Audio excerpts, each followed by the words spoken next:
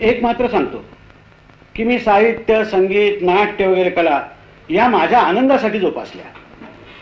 त्याची कठोर साधना बिधना काही केली नाही. आता त्यामुळे एक ना धड भाराभार चिंध्या असं झालेलं आहे.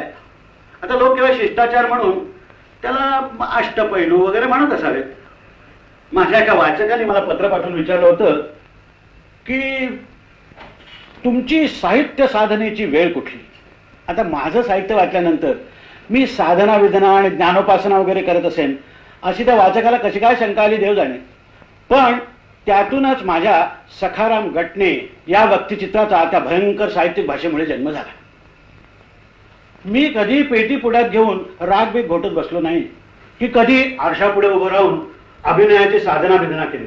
छे, माझा आणि आरशाचा संबंध रोज दाढी करताना जो काही थोडा वेळ येत असेल तेवढाच.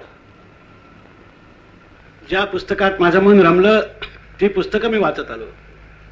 जीवनामध्ये उत्साह निर्माण करणं, माणसाला जगावंसं वाटण्यामध्ये उत्साह निर्माण करणं हाच कलेचा मुख्य हेतू असतो असं मला वाटतं.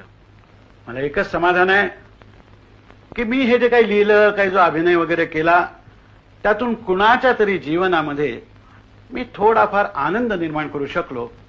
याचं गणगोत खूप मोठा आहे, खूप मोठा.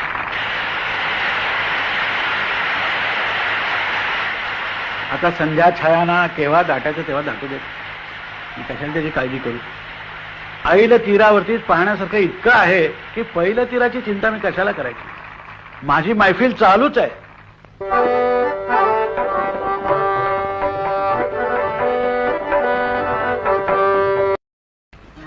हसवण्याचा गुण एवढंच भांडवल देऊन ब्रह्मदेवानी इहलोकी आमची रवानगी केलेली दिसते.